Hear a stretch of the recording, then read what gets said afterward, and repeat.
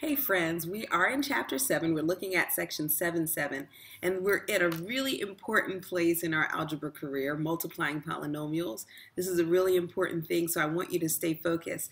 I could teach you several methods, and your textbook comes up with maybe 4 or 5 methods, and they all amount to the same thing. So I'm going to condense some of those methods into really 2 that are really going to just be 1. And so we'll talk about that. So let's get started by looking at the few vocabulary terms that we have today. So today we're looking at one method for multiplying, particularly binomials, is called the FOIL method. And so what it comes down to is this. If I have B plus A, that's a binomial because I can't simplify that. And then C plus D, that's another binomial because I can't simplify that, and that's 2 terms. I can multiply these two terms in a very specific way. So here's what I'm going to do. I'm going to try to be all fancy and color code this. So let's color in blue for F. And so what the F stands for is multiplying the first 2. All right, so the first thing you're going to do if you're going to multiply these 2 binomials, you're going to multiply the first 2 terms. The O, I know this is a little laborious, but hopefully it'll make sense. I'm going to do in green, and the O stands for multiplying the outer 2. And so that would be these 2.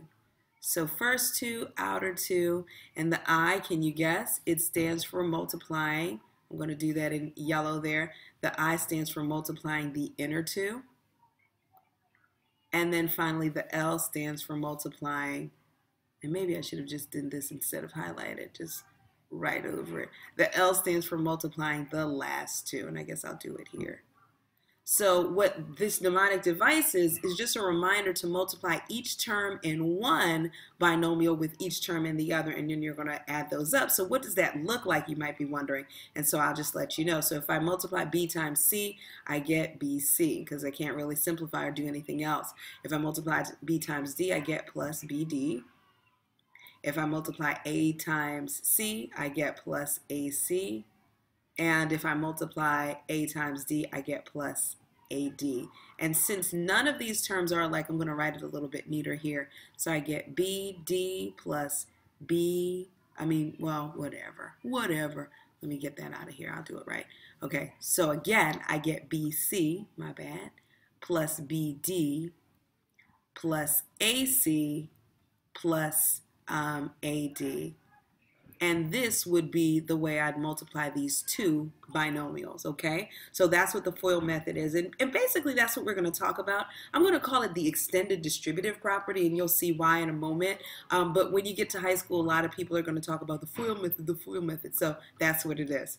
The next thing we're going to talk about is a quadratic expression. And what a quadratic expression is, a polynomial expression, not polynomials, a polynomial expression of degree 2. Usually when you're going to talk about quadratic expressions, you're going to be talking about something in the form of ax squared plus bx plus c. Usually one variable for all intents and purposes, where a, b, and c are elements of the real numbers. So as long as it's a real number, this is considered a quadratic expression. All right, let's get on to some problems. So as I'm looking at example 1, I'm saying we're going to use the distributive property, but technically we're actually going to end up using the FOIL method. That's why I say it's like we got 2 things, but we're just going to collapse it into 1. The textbook probably breaks this down into 3 or 4 things, but that's all right. So here's what we've got. I've got 2x plus 3 times x plus 5, and I want to find the product. What I'm going to do when I call this the advanced or the extended distributive property is I'm going to take 2x, make sure I multiply it by both numbers in the next parentheses. Then I'm going to take the 3 and I'm going to multiply that by both values or both terms in the other parentheses. Let's think about that. First 2, outer 2, inner 2, last 2. Yeah, it is FOIL method. All right, so let's do the thing. 2 times x gives me 2x squared. 2x times x gives me 2x squared. 2x times 5 gives me plus 10x. 3 times x gives me plus 3x. And 3 times 5 gives me plus 15. With that in mind, I get 2x squared. 10x plus 3x is going to give me 13x plus 15.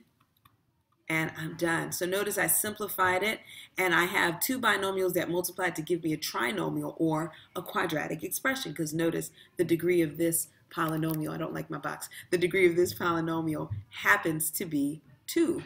Let's do it again. So again, I'm going to take and just have a little bit more space here, so I'm going to write x minus 2 times the quantity of 3x plus 5, and I'm going to multiply x times that, boom, boom, this times that, and this times that. X times 3x is going to give me 3x squared.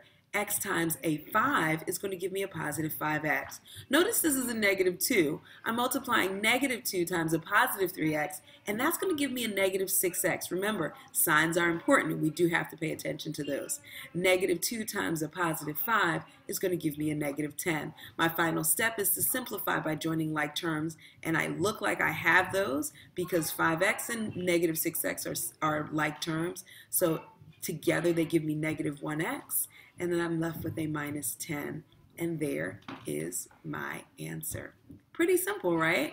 More examples to come, and they're all in the same vein. So we're going to find the product using the FOIL method, which we know is just that same these two, that method. So we're just going to practice it. In fact, I am going to ask you to pause me, try both of these problems, and instead of actually doing the problem with you, I want to see that you get the same answer. So pause me here unless you want to see the answer. All right, pause now, like really pause. Boom! So there's the answer. I tried to color code this so you can see exactly where I got my terms from. And if there's a mistake, you'll tell me, I'm sure, but I think we're okay. Sorry for this dark blue. I know it's kind of hard to see, but that's a negative 35.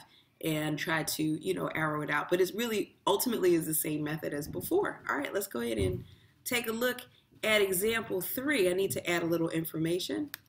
Okay, so here's our picture.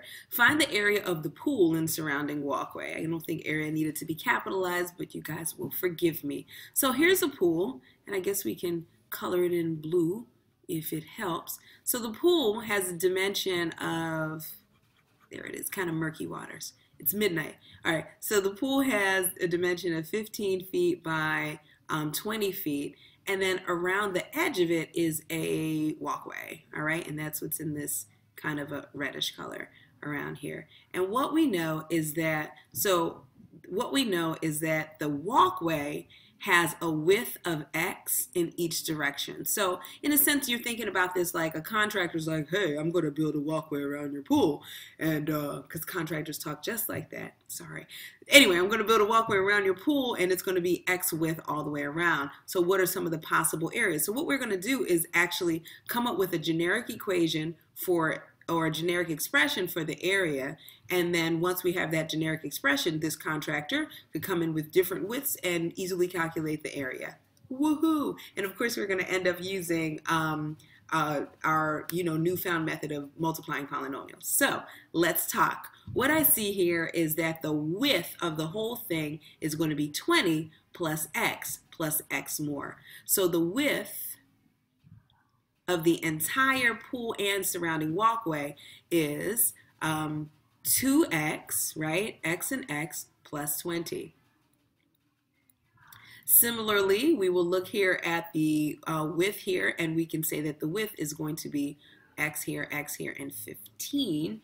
So it's going to be 2x plus 15. So you see where we are. If we're going to find the area, we know that area of any rectangular shape is length times width or base times height, and we will utilize that to find the value here. So I'm going to do 2x plus 20 times 2x plus 15.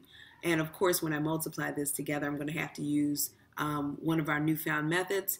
I'm going to rock the extended distributive property. So 2x times 2x gives me 4x squared. 2x times 15 gives me 30x. 20 times 2x gives me 40x. And then 20 times 15 gives me, was that 300? 300. All right.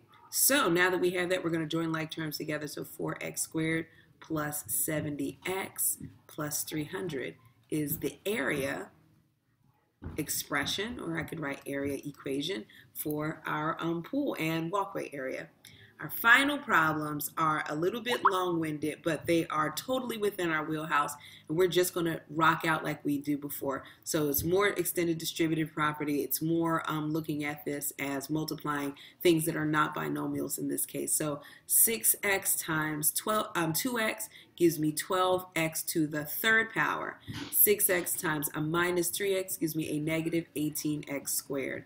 6x times a negative 5 gives me a negative 30x.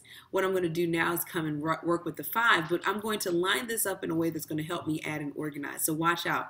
5 times a positive 2x is going to give me a 10x squared. So I'm going to put positive 10x squared right here because it is underneath what I'm going to add it to, right? Common terms or like terms. So next I'm going to do 5 times a negative 3x, and that's going to give me a negative 15x. 5 times a negative 5 is going to give me a negative 25. And notice there's no other term like that 25, so it's hanging out by itself. I'm going to join some like terms together. 12x to the third power. Negative 18 plus a positive 10 gives me a negative 8x squared. And then finally this bad boy gives me negative 45x with a negative 25. All like terms have been united, and I'm done. We're going to do this one more time. All right, let me use a yellow pencil. So I'm going to do these two together times these two together times these two together. And then these, oh, this is going to be a lot. So I'm glad I'm using different colors. So let's do this. 2y squared times 3y squared is 6y to the fourth power. I'm adding those exponents together. 2y squared times a negative 5y is going to give me a negative 10y to the third. 2y squared times this positive 2 is going to give me a plus 4y squared. Let's change colors. So now if I use this orange, I'm going to take 3y and multiply it by each term here. So when I multiply 3y times 3y squared, I end up with 9y to the third power. Notice where I put that. I'm going to have to slide down even more. Notice where I put that right underneath what I need, and it's a positive. 3y times a negative 5y is a negative 15y squared. 3y times a positive 2 is going to give me a positive 6y. Notice that there's no other singular or linear y term, so that's why I had to put it by itself. And finally, let's use negative 1, and let me try a brighter color here. I guess that's the best I'm going to be able to do. Let's do green. There we go. All right, so this guy times this guy times each of these terms. And let's look at the first one. I know this is terribly tangling and confusing, but it'll be all right. Negative 1 times 3y squared is going to be a negative 3y squared here, right? Negative 1 times a negative 5y is going to be a positive 5y. And then negative 1 times a positive 2 is going to be a negative 2. So the final answer is, I'm going to add up all these things together. Sorry that it's out of the same frame, but I think you guys can see it. I get 6y to the fourth. 9y, positive 9y, and a negative 10y leaves me with a negative y to the third, or negative 1y to the third.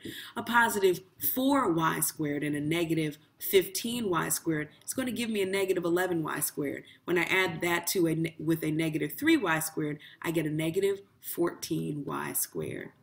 Here, 6y plus a positive 5y is going to leave me with an 11y. And finally, I've got minus 2 riding behind it. Okay, so here is the final answer. That one was a little bit complicated because we had a lot of stuff to do. And I know my lines got kind of crazy at the bottom. But I hope you see what the ultimate point is. Each term of one polynomial needs to be multiplied by each term of the other polynomial just once, and so sometimes arrows help. I do hope that this made sense. I can't wait to talk to you about it because I know that this is like kind of a big leap into, you know, kind of confusion land, but I look forward to talking to you about it, whatever confusion you have, and I hope to see you soon. Bye-bye, guys.